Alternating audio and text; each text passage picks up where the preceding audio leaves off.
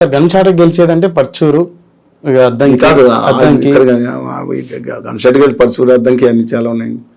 కొండపు కూడా ఉంది, వాళ్ళ కనిగిరి కందుకూరులో కూడా టఫ్ కాంపిటీషన్ వచ్చే అవకాశం ఉంది. 3-4 సీట్లు టఫ్ కాంపిటీషన్ ఉన్నాయి. అన్నారాంబాబు గారు మార్కాపురంలో గెలుస్తారంటారా? గెలిచే అవకాశం ఉంది అంటున్నారు. గిద్దలూరు సార్? గిద్దలూరు టఫ్గా ఉందండి. సరే, ఇక పోతే రాయలసీమకు వస్తే ఈ 4 జిల్లాల పరిస్థితి ఏంటంటారు? ఒక నక్షల్గా చెప్పుకుందామండి. కర్నూలు జిల్లా వైకాపాకి రాష్ట్రంలో వచ్చే అత్యధిక స్థానాలు వచ్చే జిల్లాలో కర్నూలు మొదటి. క్లీన్ స్వీప్ ఏం కాదు, మొన్న క్లీన్ స్వీప్, అంతకుముందు 11 వచ్చినాయి. ఈసారి కూడా మంచి మెజార్టీ వస్తాయి. లేదండి, ఈసారి కర్నూలు చాలా టఫ్ కాంపిటీషన్ ఇచ్చాడు. ఎవరు, మన భరత్ గారు. ఆయన కాబోయే మంత్రి కూడా. నెగితే కనుక 100% మంత్రి అవుతాడు అంటున్నారు. ఇప్పుడు ఆయన కూడా అవినీతి చేయాల్సిన పని లేదు. ఆయన ఇండస్ట్రీని కాపాడుకుని ప్రొటెక్షన్ చెప్తే ఆయనకి అవసరం ఉందండి. గోల్డెన్ స్పూన్ లేదా ప్లాటినం స్పూన్. అందువలన అదొకటి. తర్వాత బనగానపల్లి ఒకటి, ఎమ్మిగనూరు మోహన్ రెడ్డి గారు అబ్బాయి. నేను వెళ్ళొచ్చాను ఎమ్మిగనూరు. మంత్రాన్ని చాలా డిఫరెంట్గా ఉంది. ఎంత ఎమ్మిగనూరులో అసలు ఎమ్మెల్యేని ఎవరు పట్టించుకోవట్లేదు, పాత ఎమ్మెల్యేని. అందువల్ల 4వ సీటు ఆలగడ్డ వాసు గారని వెళ్ళాడు. ఆయన వెళ్ళిన తర్వాత మొత్తం మారింది ఫైనాన్షియల్గా. కానీ భరత్ గారు వీళ్ళ హస్బెండ్ మైనస్ డ్రాబ్యాక్ అంటున్నారు. అఖిల్ ప్రియ గారు కమ్యూనిటీలో డ్రాబ్యాక్ ఉంటుంది, కానీ అక్కడ బలిజలు దాదాపుగా 20-25 వేల మంది ఉన్నారు. నేను ఊళ్ళు తిరిగి వచ్చినప్పుడు వాళ్ళకి ఓట్లు ఉన్నాయి కానీ వాయిస్ లేదు. మీకు అర్థమైంది కదా. బనానపల్లి నియోజకవర్గం, ఆలగడ్డ నియోజకవర్గం, నంద్యాల నియోజకవర్గాల్లో, నంద్యాల నియోజకవర్గాల్లో బలిజలు మైనార్టీలే ఆ నియోజకవర్గాలు కలిగి. అందుకని తెలుగుదేశం 4 నుంచి 5 కాన్స్టిట్యూన్సీ ధోని కూడా పోటీ ఇస్తుంది. బహుశా గట్టి పోటీ ఇస్తున్నారు సూర్యప్రకాష్ గారు.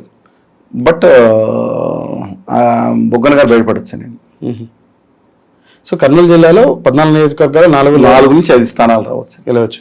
అది కర్నూలు టౌన్, శ్రీశైలం కూడా. కర్నూలు టౌన్, ఎమ్మిగనూరు, శ్రీశైలం, బనగానపల్లె, ఆలగడ్డ. పాణ్యం సార్? పాణ్యం కష్టం, టఫ్ ఉందంటారా? లేకపోతే టఫ్గా ఉన్నా ఇన్ ఫేవర్ ఆఫ్ కట్స్ అని వైఎస్ఆర్సీపీ. ఇది 2 reserved constituency sir. Nandikotkur, Kodumur 2 YSRCP అభ్యర్థుల్ని. అంటే కొత్త మార్చిన ఆర్డర్ గారు ఇక్కడికి వెళ్ళి కూర్చుని కాంగ్రెస్ లో చేరినా సరే వారి ప్రభావం కాదు గారు, సిన్సియర్ గా పనిచేసిన వాళ్ళకి అవకాశం ఇవ్వట్లేదనే భావనతో కొంత అటు ఇటు ఉన్నా సరే బై అండ్ లార్జ్ పాలరైజేషన్ అండి. అక్కడ 3 కమ్యూనిటీస్ ఏకమైపోయిన పాలరైజేషన్ లో ముస్లిం మోడీ గారు దెబ్బండి అక్కడ. సో 2 రిజర్వ్డ్ కాన్స్టిట్యూన్సీలు మళ్ళీ కూడా వైసీపీకి అంటారు. సో అక్కడ 8 స్థానాలలో వైఎస్ఆర్సీపీకి 8 నుంచి 9, 10 వచ్చిన ఆశ్చర్యపడదు.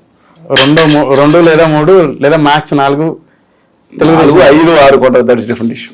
అనంతపురం సార్? అనంతపురం వెళ్ళే ముందుగా ఇక్కడ కర్నూలు జిల్లాకు సంబంధించిన 2 పార్లమెంట్లు, కర్నూలు పార్లమెంట్ వైకాపా గెలుస్తుంది. 2 చివరి గారు ఓడిపోతారంటారు. బీజేపీ పార్టీ కదండి వారు. గవర్నమెంట్ వరకు ఉత్తర భారతీయ జనతా పార్టీ నుంచి వచ్చారు. వాళ్ళ నాన్నగారు ఇక్కడ బాగా ఆస్తి ఇక్కడ మైనవర్లు అన్ని పాపం పెట్టారు. ఆయన సిన్సియర్గా హానెస్ట్గా ఈ టిల్ ఆయన రాజకీయ అనుభవాన్ని అంతా చేశారు. భారతీయ జనతా పార్టీ నుంచి రావడంతోనే వారికి లేదంటారా? నేను నా అభిప్రాయం తప్ప అలానే ఉత్తర భారతీయ జనతా పార్టీ నుంచి, దేని నుంచి, బహుజన సమాజ్ పార్టీ నుంచి కావచ్చు. కానీ ఆంధ్రప్రదేశ్ నమ్మక ద్రోహం చేసిన పార్టీ కదా అది. అదండి. సరిపోతే అనంతపురం సార్? అనంతపురంలో మెజార్టీ స్థానాలు తెలుగుదేశం పార్టీకి వస్తాయండి. కనీసం 7 స్థానాలు కాదు, 8, 9 అది వచ్చింది. మడకసేరు ఒకటి, ధర్మవరం ఒకటి, పుట్టపర్తి ఒకటి, ఇవి కొంచెం టఫ్గా ఉన్నాయండి. కళ్యాణదుర్గం సార్? కళ్యాణదుర్గంలో ఉమానాయుడు గారు ఏదైతే ఆయన ప్రభావం కొంతవరకు ఉండే అవకాశం ఉంది. ఆయన ప్రభావం 10,000 ఓట్లు వైఎస్ఆర్సీపీకి తీసుకెళ్ళగలుగుతారు. అంత శాపైనా 10,000 తీసుకెళ్ళి వాళ్ళ ఫేవరెట్స్ ఉన్నాయి. అందుకని కానీ తెలుగుదేశం ఫేవరబుల్గా వచ్చింది. డబ్బులు బాగా ఖర్చు పెట్టారు. కాంపిటీషన్ ఉందండి దాంట్లో. సరే, హిందూపూర్ ఈసారి బాలకృష్ణ గారు ఓడిపోతారని చెప్పేసి నడుస్తాం. హిందూపూర్ ఈయన ఓడిపోతారు, లేదా జగన్మోహన్ రెడ్డి గారు ఓడిపోతారు, లేదా మంగళగిరి ఓడిపోతారు, చంద్రబాబు గారు ఓడిపోతారు, లేకపోతే ఇంకోటి ఏది పవన్ కళ్యాణ్. ఇవన్నీ స్టోరీలు నడుస్తాయి, వేసుకున్నా పని చేస్తాండి. అందరూ గెలుస్తారు. బాలకృష్ణ గారు గెలుస్తారంటారు? అవుట్ రేట్ గెలుస్తారు. సాతాడు పట్టేల చెప్పలేము, టఫ్గా ఉంది. పెనుగొండ సార్? పెనుగొండ తెలుగుదేశం అవకాశం. సవిత గారు గెలుస్తారంటారు? సవిత గారు గెలుస్తారంటారు? ప్రస్తుతం తాడిపత్రి తాడిపత్రి మీరు చూసారు, టఫ్గా ఉంది. ఏటన్నా జరగచ్చు టఫ్. ఎందుకంటే ఆ క్యాండిడేట్ పెద్దారెడ్డి గారి దగ్గరికి వెళ్ళి జనాలు అగ్రేసించారు. జేసీ అస్మిత్ రెడ్డి గారు వీళ్ళందరూ కూడా. అదేదో ప్రైవసీ అయి ఉండొచ్చు. ఎందుకంటే ఆ కాన్స్టిట్యున్సీ భయంకర ఫ్యాక్షన్ టైప్ కాన్స్టిట్యున్సీ అండి. కానీ పత్యాల రావు గారు వచ్చిన తర్వాత అక్కడ మీరు చూసారు అసెంబ్లీ మున్సిపల్ ఎన్నికలు జరిగితే తాడిపత్రి 32 వార్డులు అనుకుంటాం, 32 కాగితం మీద రాసి ఎవరు పెడితే నువ్వు వెళ్ళి దాక్కున్నారు వీళ్ళందరూ వెళ్ళి ఎక్కడ బెంగళూరులో 30 తాడిపత్రి వాళ్ళ అన్ని స్థానాలు పత్యాల రావు గారు ఎవరు చెప్తే వాళ్ళకి ఏకగ్రహం అయిపోయింది. ఒకప్పుడు పక్కా ఫ్యాక్షనిస్ట్ కాన్స్టిట్యున్సీ. మంచి వాళ్ళు ఉన్నారు, ఎంతమంది సంఘ సేవకులు ఉన్నారు. ఈ రాజకీయ నాయకులు పాటు చేశారు కాన్స్టిట్యున్సీ. పచ్చి స్వార్థం, డబ్బులు ఇటు సంపాదించుకుంటాం, నాశనం చేయటం. సో అక్కడ ఎవరికి ఎడ్జి లేదు, తగ్గ ఫలం అంటారు. తగ్గన్నా ఇన్ ఫేవర్ ఆఫ్ వైకాపా కొంచెం ఉండొచ్చు 2 డిగ్రీలు. అనంతపురం టౌన్ సార్ టఫ్గానే ఉందండి. వైకాపాకి ప్రభాకర్ చౌదరి గారిని పవర్ఫుల్ లీడర్, వాళ్ళు బీటీఎన్ చౌదరి గారు మేనల్డ్ ఆయన కొంచెం ఆయన అవుట్ స్పోకెన్. అందువల్ల అక్కడ 1-2 వర్గాలతో ఇబ్బంది, 2-3 వర్గాలను దగ్గర చేసుకుంటాం ఆయన. అందువల్ల ఆయన అభిమానులు వెళ్ళి తగలబెట్టారు కూడా, ఆఫీసుని చూశారు. అయినా సరే ఆయన చంద్రబాబు నాయుడు గారు సైనంతో ఉండి రాష్ట్ర ప్రధాన కార్యదర్శి పోస్ట్ ఇచ్చినట్టున్నారు, జాతీయ ఏదో దాంట్లో ఇచ్చినట్టున్నారు ఆయనకి. బట్ ఆయన కొంతవరకు చేశారు, అనుసరులు ఎంత చేశారో తెలియదండి. టఫ్గానే ఉందండి అక్కడ ఇన్ ఫేవర్ ఆఫ్ తెలుగుదేశం ఉండొచ్చు. సార్ అనంతపురం జిల్లాలో మరో అంటే ప్రఖ్యాతిగాంచినటువంటి నియోజకవర్గం ధర్మవరం. కేతిరెడ్డి వెంకటరామరెడ్డి గారు గుడ్ మార్నింగ్ అని చెప్పేసి ఒక ప్రోగ్రాంతో ఆంధ్రప్రదేశ్ తెలియదు కానీ ఇది మాత్రం ఫేమస్ అయిపోయింది.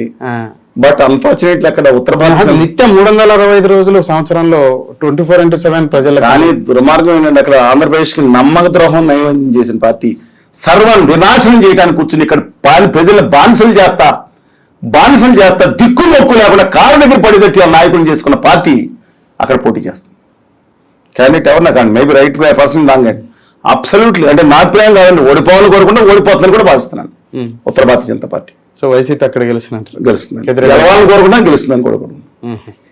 ఉత్తర భారతీయ జనతా ఎక్కడ పోటీ చేసినా, అది సుజనా చౌదరి గారు పోటీ చేసినా, ఇక్కడ పోటీ చేసినా, ఎవరు పోటీ చేసినా ఓడిపోవాలని కోరుకున్నాను.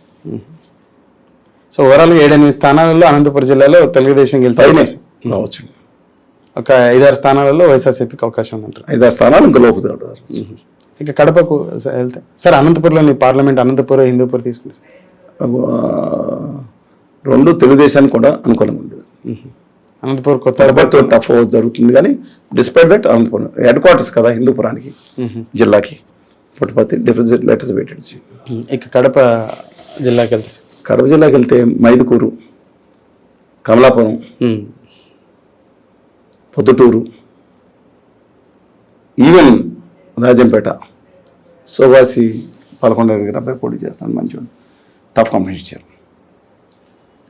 కడప అన్నిటికన్నా ముఖ్యంగా మాధవ్ గారు, శ్రీనివాస్ రెడ్డి గారి భార్య మాధవ్ గారు 34% వరకు వచ్చి లాస్ట్ మీట్లో ముస్లిం కమ్యూనిటీ చీలిపోయి అది మా రాష్ట్రం మొత్తం మీద ఒక్కచోట అంజాద్ బాషా గారికి వ్యతిరేకంగా అంట. అది నిజం కనుకైతే వారు అవుట్ రేటింగ్ నెగ్గుతారు. సో ఈసారి కడపలో అలయన్స్ ఏదైతే తెలుగుదేశంకి సంబంధించిన అభ్యర్థులు ఉన్నారో 4 గెలిచే అవకాశం ఉందంటారు. 4 కాదండి, 5 కూడా అసలు టఫ్ ఫైట్ ఇస్తే అసలు జగన్ గారికి షాక్ తగలాల్సింది. ఇది మోడీ గారు వచ్చి కాపాడారు. లాస్ట్ మీట్లో తాడు వేసి పైకి లేపినట్టు జగన్ గారిని లేపారు. 2 సార్లు వచ్చారంట. ఇంకొకసారి కనుక వచ్చే కడపలో మీటింగ్ పెడితే ఈసారి 1 సీట్ కూడా వచ్చేది కాదు. ఎందుకు మైసూర్ రెడ్డి గారిని చాలా సీనియర్ మోస్ట్ నాయకుడు, రవి గారు అలా చాలా మందితో మాట్లాడాను నేను. అక్కడున్న ఓబులేష్ గారు, అక్కడ క్యాండిడేట్స్ మామూలు చెప్తాను. మైసూర్ రెడ్డి గారు ఏం చెప్పారంటే ఎవరు చెప్పినా మంచివాడు మిత్రుడు. ఆయన చెప్పింది ఏంటంటే మోడీ గారు ఉత్తర భారతీయ జనతా పార్టీ గొడవలో ఇంకో 2-3 సీట్లు పోయినాయి గట్టిగా. పొద్దుటూరు ఖచ్చితంగా వస్తుంది, మైదుకూరు కూడా అలా అయిపోయి ఒక కడప కాన్స్టిట్యున్సీ ఊళ్ళో అంజాద్ బాషా గారితో గొడవ తప్ప ఈ పరిస్థితి లేదని చెప్పి ఆయన చెప్పడం కాదు. నేను కాన్స్టిట్యున్సీ మాట్లాడాలని చాలాసార్లు తిరిగిన సందర్భాలు ఉన్నాయి. అందువల్ల కడప బంద్ కూడా ప్రకటించినప్పుడు నేను అక్కడ రవిశంకర్ గారు అక్కడ 300 రోజులు దీక్షలు చేసినప్పుడు వెళ్ళాం. మహారాజసభలో అక్కడ ఉన్నాం. కడప బంద్ నిర్వహించినప్పుడు అక్కడే ఉన్నా నేను. డిక్లేర్ చేసినప్పుడు చూశాను నేను. మేము పాల్గొన్నాం, బంద్లో పాల్గొన్నాం. తర్వాత అందుకని నా అభిప్రాయం ప్రకారం ఆ జిల్లాలో 1-2 సీట్లు వస్తే ఎక్కువ తెలుగుదేశానికి 3 మ్యాక్సిమం.